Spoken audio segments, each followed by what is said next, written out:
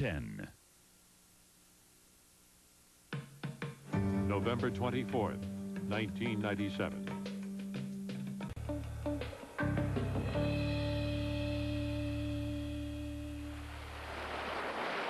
This 19th century factory on the banks of a river in Williamstown, Massachusetts, is one of the last monuments to New England's role in the Industrial Revolution.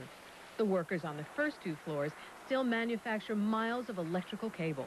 But upstairs, the newest tenants are shaping the future. These are the pioneers of a new age, the digital revolution. Tripod is one of the largest new media companies on the World Wide Web, and a place to see the shape of things to come in the digital workplace. The first thing you notice is how quiet it is.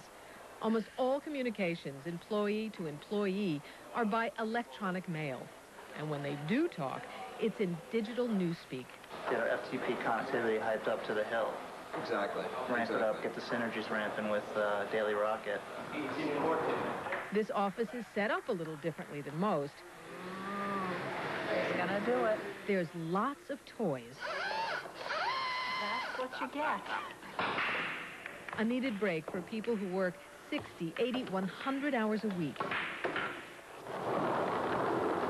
The company's founder and chief executive officer is 26-year-old Bo Peabody. What do you make? What do you sell? What exactly is your product? Eyeballs. That's what we sell.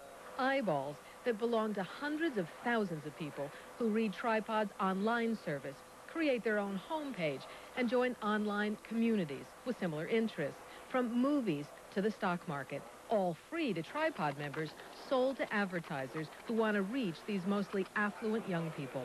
And I think a lot of it is very generational. When you notice, look around the office, a lot of young people. Young people, I think, have an inherent capacity, to deal with change and volatility. Last week we had extreme sports, thanks to all the staff people who volunteered to moderate. Things just move so quickly because technology moves so fast. We have to move, so much faster than, for instance, the manufacturing company that's downstairs from us. To keep up with rapid change, Tripod workers have the kinds of skills that all workers will need to learn as most workplaces become more digital. Flexibility. I have two computer screens here. I have a laptop there. I've got a telephone there. And you need to be capable of looking at what's going on a bunch of different websites, on your email, on your telephone, with your colleagues around you, and keeping it all going in your head. And keeping up with the team. Being very motivated to collaborate early on in the process and be very involved in the brainstorming of products and what they'll end up being.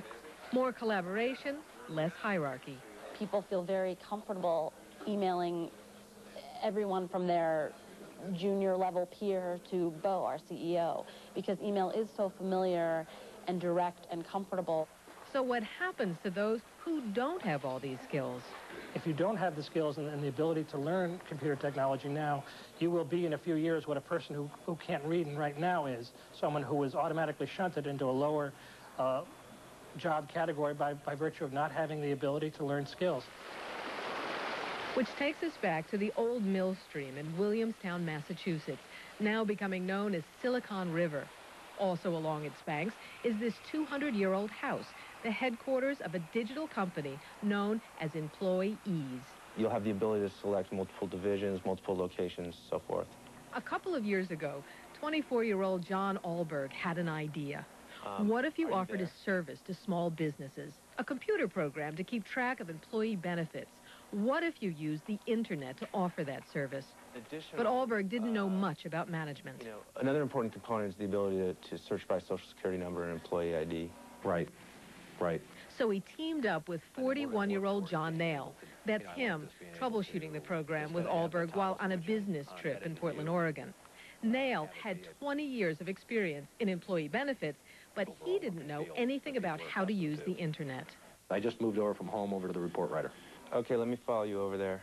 And Nail learned what other executives have not, bridging a generational gap that's growing between younger haves and older have-nots in the computerized workplace. And where it's really going to come into play is, not even the 23 and 24 and 25-year-olds who are my partners and colleagues in this organization, but it's the 10 and 12 and 15-year-olds who take this stuff second nature that are really going to drive, you know, the economy in the future. So it's getting started with Microsoft Front Page, and it's a future that these people want to be part of. But can they? So what we're going to choose from this menu is Personal Homepage Wizard. This computer training seminar takes place in an old factory in North Adams, just up the road from Williamstown. This electrical capacitor plant once made North Adams a kind of Silicon Valley of its time. When the factory closed in 1985, 4,000 jobs were lost. Now, the sprawling complex is being transformed into an art museum and high-tech industrial park. So you're working on the cape? Yep. I'm going to make that cape the most dynamic thing you've ever seen. The first new company here is a transplanted Hollywood computer graphics firm. Explode 5. That produces cutting-edge animation for theme parks, TV ads, and the movies. Write yourself up a web page. Downstairs, the training program is federally funded to prepare industrial have-nots for the digital future that they can already see upstairs. We're marketing ourselves to the have-nots, and they're down here learning how basic computer literacy and internet literacy can maybe map into their lives for new jobs and new industries that everyone knows are coming to this area. But can those workers really be trained for the jobs upstairs? And are the digital optimists right that technology prices will continue to fall as internet access becomes available for everyone and computers become as simple to use as the telephone is today? Or is the window rapidly closing, creating a wider gap between haves and have-nots? Well, those scrambling to keep up today only manage to become the new mill workers for the digital age. I'm Deborah Amos for Nightline.